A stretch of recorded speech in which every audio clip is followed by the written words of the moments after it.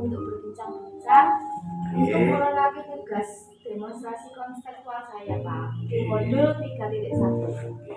Nah, ini ada beberapa hal yang ingin saya tanyakan kepada Bapak.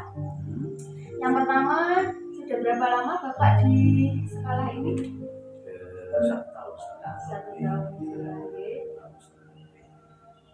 Dalam menjalankan tugas dan peran Bapak sebagai kepala sekolah, apakah Bapak pernah menghadapi atau menemui kasus atau permasalahan?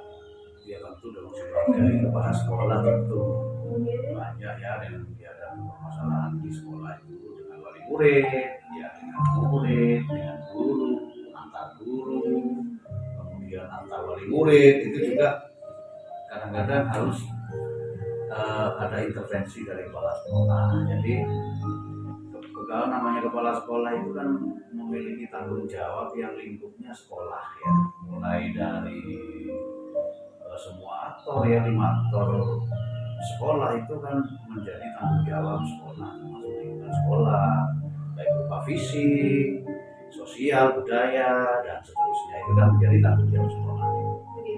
Pernah Bapak mengalami atau menghadapi kasus yang membuat Bapak dilema?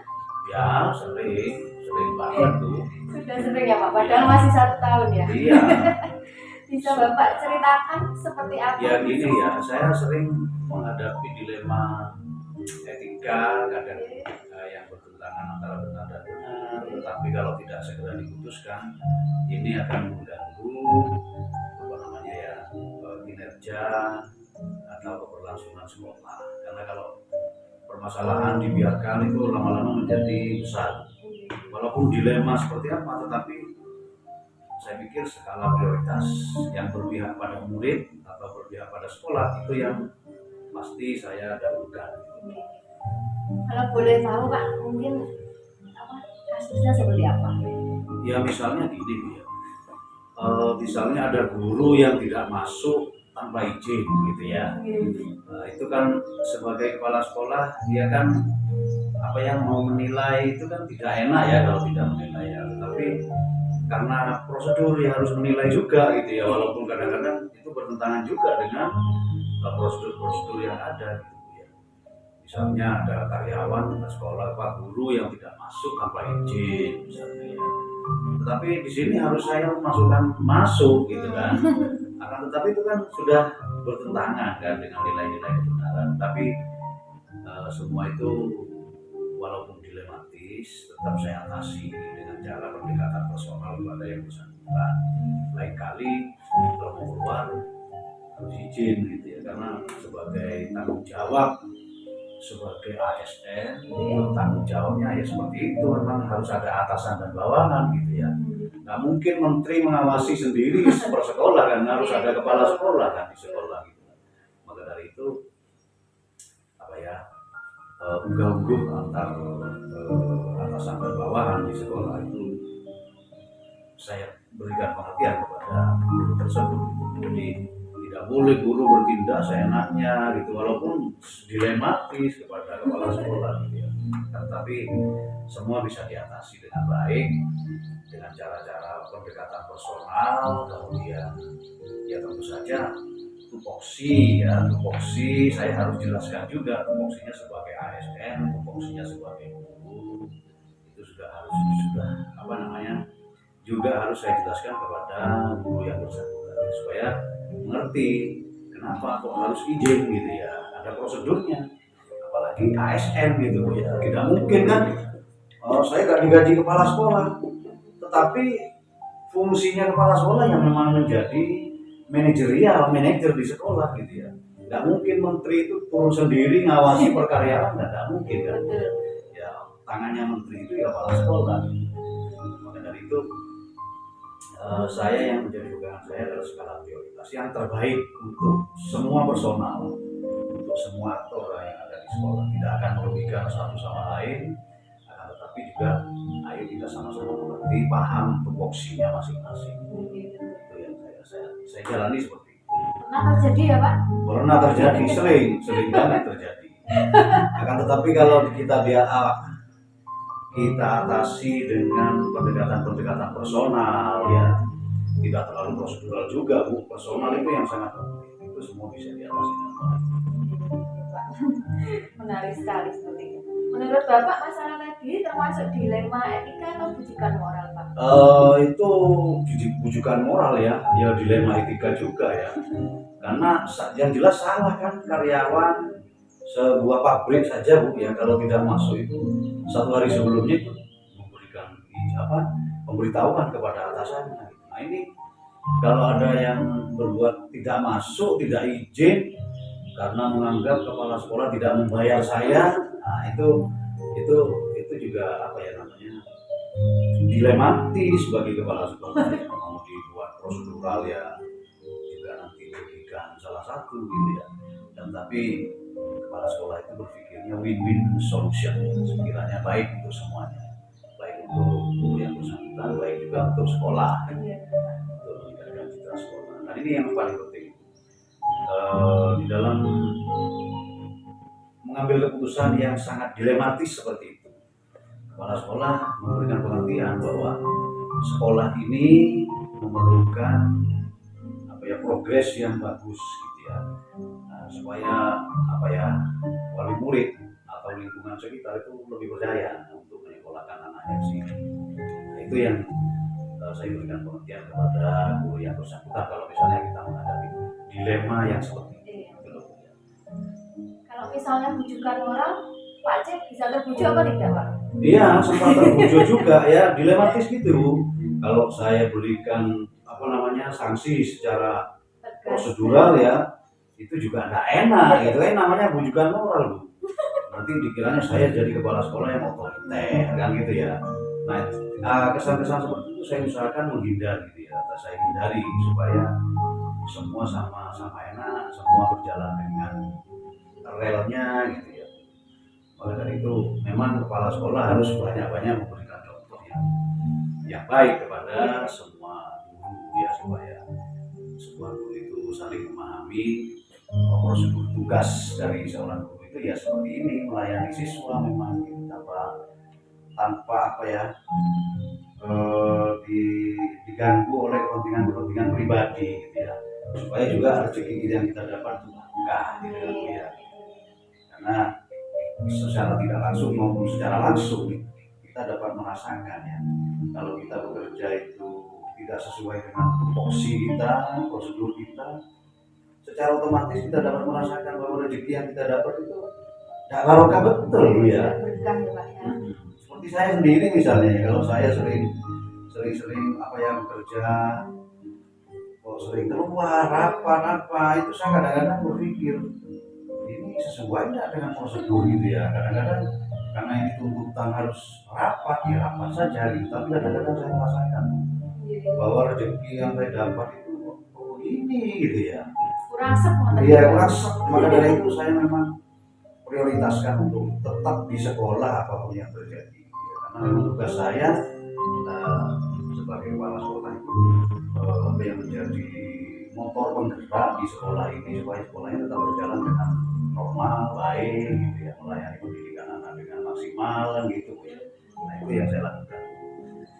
Lalu prosedurnya Pak, mungkin ada prosedur tersendiri dengan untuk menghadapi masalah ini?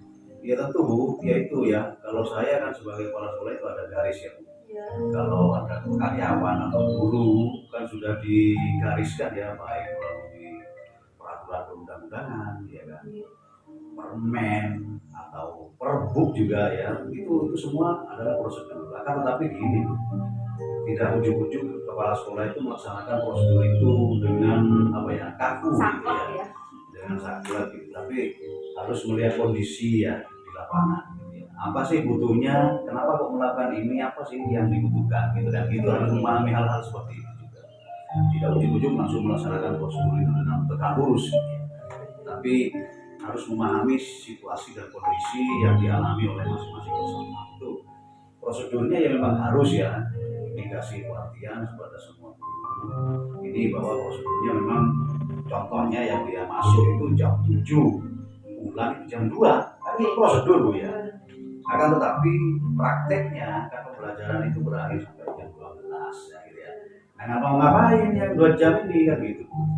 Ya itu kan tidak ujuk-ujuk saya harus melarang guru Iya. untuk pulang harus di sekolah terus. Nah ngapain kalau tidak ada pekerjaan ya silakan kalau mau beraktivitas, tapi setelah jam 12 nanti jam 2 pulang kembali ke sekolah lagi. Berarti Bapak ini sudah sangat fleksibel saya rasa Ya, dalam harus fleksibel, menjalankan. Bu. Harus fleksibel.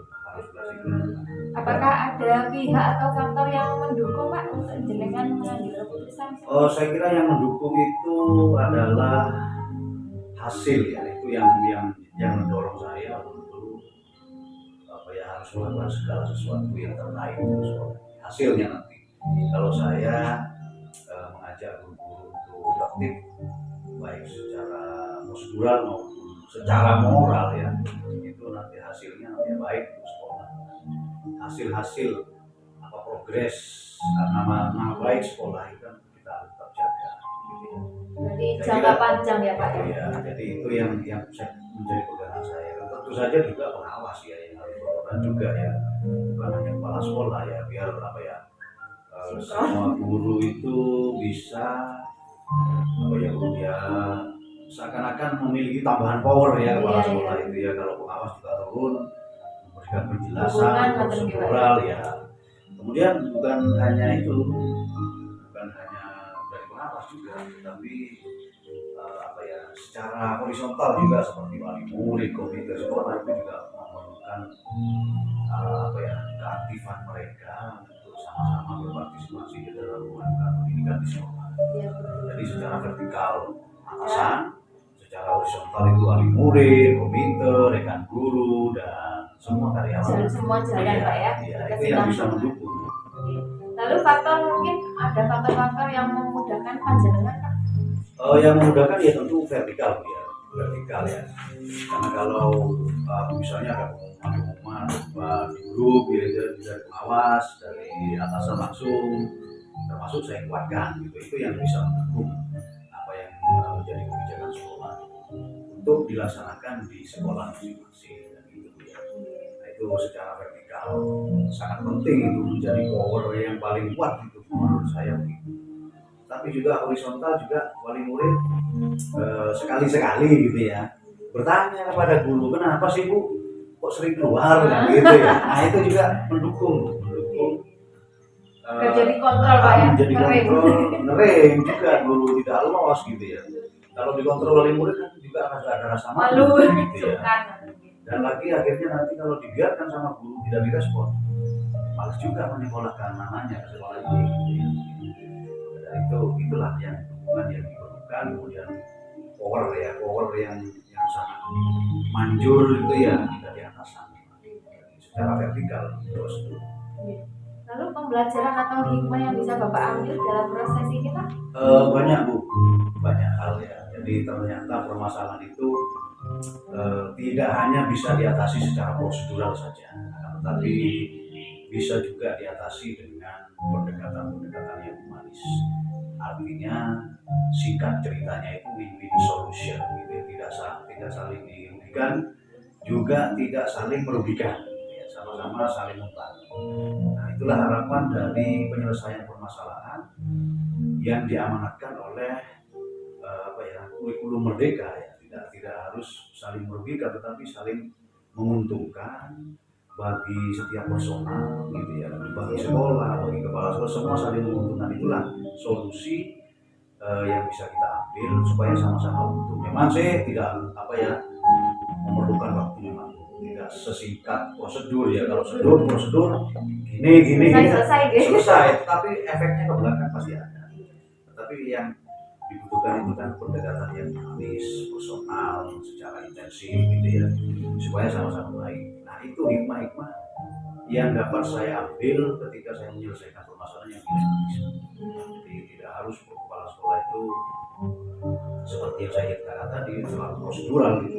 Idealis juga nggak boleh seperti itu. Terlalu kaku ya Pak. Terlalu kaku, harus fleksibel juga gitu ya, mengerti kebutuhan guru. Apa sih kenapa kok begitu? Gitu ya. Kepala sekolah harus mengerti apa kebutuhannya. Kenapa kok begitu? Maka dari itu prosedur ya prosedur tetap harus dilaksanakan, tetapi tindakan secara prosedur juga tidak bisa langsung ujung-ujung dilaksanakan. tapi yang memerlukan analisa yang sangat mendalam berdasarkan kebutuhan masing-masing personal. Karena beda orang, beda latar belakang Pak ya. Lalu menurut Bapak saat mengambil keputusan ini mudah apa sulit Pak? Oh, kalau dilematis sulit ya. Secara moral saya sulit ya, sulit. Tapi secara prosedur gampang saja gitu ya. Tetapi kan tidak bisa saya ambil kalau secara prosedural ya, yang saya ambil tetap secara moral ya, biar sama-sama baik ya.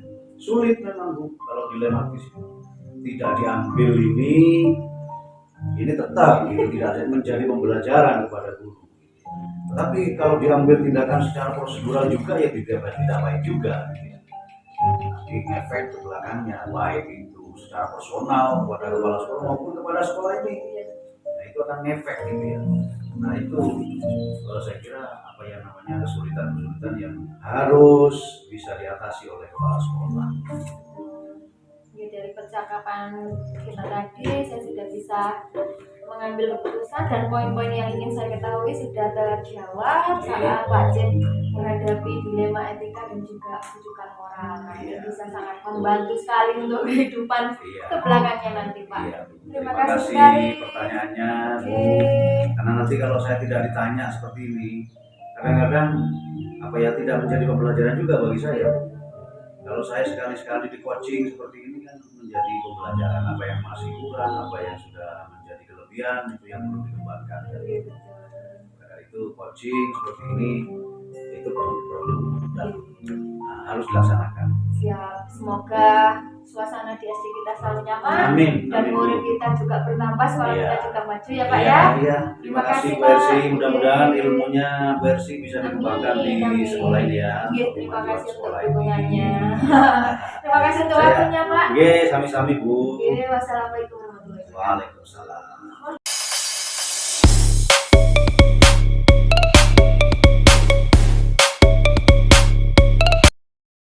Assalamualaikum warahmatullahi wabarakatuh Pak. Waalaikumsalam warahmatullahi wabarakatuh. Selamat siang Pak Dian. Siang juga Bersi. Bagaimana kabarnya? Alhamdulillah siang hari ini sangat bahagia, sehat. Terima kasih. Saya mengucapkan terima kasih ya Pak sudah diberi waktu untuk berbincang-bincang. Ya sama-sama ya. Saya di sini untuk memenuhi tugas saya demonstrasi konseptual, yaitu ini pengambilan keputusan berdasarkan nilai kebajikan seorang pemimpin pembelajaran Bapak. Nah, sudah berapa lama Bapak menjadi KS di sekolah ini? Di sekolah ini hampir 2 tahun. Oh, hampir 2 tahun. Ya, mulai pengangkatan di sini. Oh, langsung di sini. Lalu dalam menjalankan tugas jenengan ini apa pernah menemui masalah-masalah Pak? Kalau masalah itu hampir tiap hari ada masalah. Ya namanya sekolah banyak orang, mulai dari yang kecil sampai yang paling besar ada. Waduh, yang membuat galau atau ya Pak ya? Sampai tidak bisa tidur juga ada. Kalau boleh saya tahu bisa diceritakan Pak masalahnya? Ya masalahnya yang pertama dan sering itu masalah siswa. Ya. Siswa itu di sini masalahnya karena mungkin sekolah pinggiran itu jarang masuk. Oh gitu. Jadi kedisiplinan itu kurang. Ada ibunya ke sawah, betul. Jadi itu kearifan lokal ya Pak. Lokal. Menurut Bapak, apakah ada dilema Pak dalam masalah yang Bapak hadapi? Ya, untuk dilema itu memang di sini kemarin mungkin 1 bulan yang lalu terjadi juga. Ini guru, salah satu guru kami izin kuliah, sudah mengajar 2 tahun. Ternyata jadwal kuliahnya itu bentrok dengan jam mengajar. Jadi dilemanya itu misalkan saya larang gara-gara ngajar tak jadi kuliah kan keliru. Misalkan saya izinkan, anak-anak tidak ada yang mengajar, terbengkalai. Guru harus merangkap, nanti kan kurang nyaman. Iya, kurang kondusif Pak ya. Nah, dari cerita Bapak tadi dilemanya seperti itu ya. Ada benar lawan benar ya Pak ya. Seperti yang Bapak sampaikan. Nah, menurut Bapak tadi ini termasuk dilema etika apakah rujukan moral yang Bapak rasakan? Untuk ini saya rasakan dilema etika. Jadi semuanya benar. Aduh, semuanya benar. Butuh waktu lama mungkin Bapak untuk merenungkannya? Merenungkan itu kami 3 hari sama Dewan Guru, rembuk. Ya. Ternyata kita ambil sisi baiknya. Iya betul. Kita izinkan untuk resign. Oh. Dan kami 1 minggu setelahnya mencari pengganti Oh. yang agak susah, Tapi akhirnya bisa terpecahkan. bisa Pak, ya? terpecahkan. Oke, betul. Lalu kenapa Bapak mengategorikan masalah tadi ke dilema etika, Pak? Karena di sini masalahnya itu sama-sama penting. Sama-sama penting, Iya. sama-sama benar ya Pak. Beliau mau kuliah kan mencari ilmu. Iya, Ya. betul. Terus siswa juga mencari ilmu. Butuh ilmu butuh juga. ilmu juga, butuh Iya. pengajar. Jadi sama-sama penting. Yang repot Yang jenengan repot ya. kepala sekolah nih. Tetap harus semangat Pak ya. Iya. Nah, selain dilema etika, apakah Bapak pernah menemui atau mengalami yang bujukan moral, Pak? Pernah. Nggih. Ini masalah siswa dengan guru. Oh, nggih. Bisa Di diceritakan? suatu hari ada problem, Iya. padahal guru tersebut tidak memukul. Oh, iya. Jadi laporan ke orang tua memukul, sehingga orang tua lapor ke saya Jangan. Nggih. kalau dipukul. Hmm. Jadi mau memutuskan ini harus mencari saksi. Iya, Nah, betul. memutuskan benar atau salahnya nanti Iya. kan harus Sinkron, beberapa Pak, ya. saksi. Betul. Ya. Dari beberapa kalangan, Pak ya. Hmm. Lalu bagaimana cara Bapak menghadapi semua masalah-masalah tadi, Pak? Yang pertama, kami bekerja sama dengan guru Iya. untuk menelusuri kasus. Jadi mana dari pihak murid nanti ditanya, mungkin temannya yang melihat Iya. apa yang terjadi sesungguhnya bagaimana. Jadi dari itu kita rapatkan, kita konsultasi mencari titik tengah. Hmm. Setelah itu mungkin 2 hari atau 3 hari selesai, Oh, baru alhamdulillah. mengambil keputusan. Nah, alhamdulillah, semoga keputusannya jadi yang terbaik Ya, ya Pak ya. amin, amin. Lalu prosedur seperti apa yang Bapak jalankan untuk menghadapi masalah-masalah tadi? Yang pertama itu kita menggandeng wali murid. Iya. Wali murid dulu saya temui di Pendekatan ya, rumahnya, Pak? pendekatan bagaimana, terus ke guru kelasnya, terus ke pihak tetangga sekolah, mungkin waktu lewat Iya. kelihatan. Jadi itu.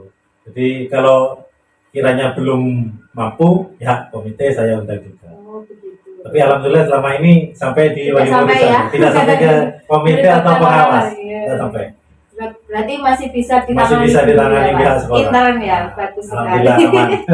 Terus apakah ada pihak yang mendukung keputusan Bapak ini? Ya, kalau masalah pihak mendukung itu pasti dari pihak sekolah sangat mendukung, Ya. dewan-dewan guru semua. Tapi kadang juga dari pihak wali murid tidak puas. Namanya mungkin sudah terkompori Iya. dari anak gini. Jadi walaupun saya mengambil keputusan benar, Kurang benar. kurang benar tetap. Ya memang seperti itu sudah. Iya. Resiko jadi pengambil keputusan atau kebijakan Betul. ya memang harus siap Iya, untuk dikritik tidak puas. selalu tidak Iya, puas. iya, ya. iya. Terus faktor apa yang mempermudah Bapak menyelesaikan masalah ini? Dukungan dari teman sejawat. Teman sejawat Iya, sangat penting Pak ya. sangat penting dari pihak guru. Kalau tidak ada dewan guru, mungkin kalau saya menghadapi sendiri Iya. tidak mampu kayaknya. Kurang mampu ya. Soalnya pendekatan ke orang tua, ke siswa itu kan yang paling dekat guru kelas. Betul, yang menghadapi setiap hari Pak ya. Ya. Betul.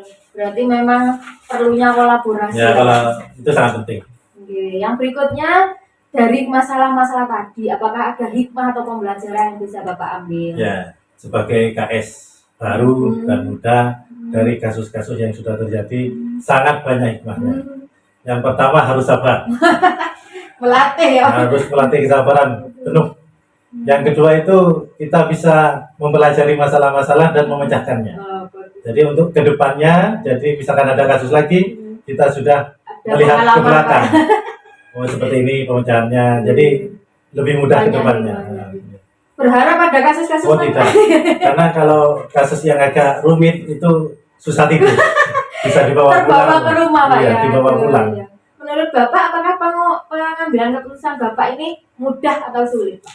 Ini sangat sulit, aslinya itu sangat sulit karena harus mempertimbangkan dua pihak, pihak sekolah atau pihak siswa. Jadi saya itu mengambil untuk jangka panjang. Kalau memang baik untuk sekolah jangka panjang, saya mengambil keputusan yang memihak ke sekolah. Tergantung dari kasusnya. Iya, iya. Jadi perlu pemikiran yang Ya. mendalam, Pak ya. Gitu.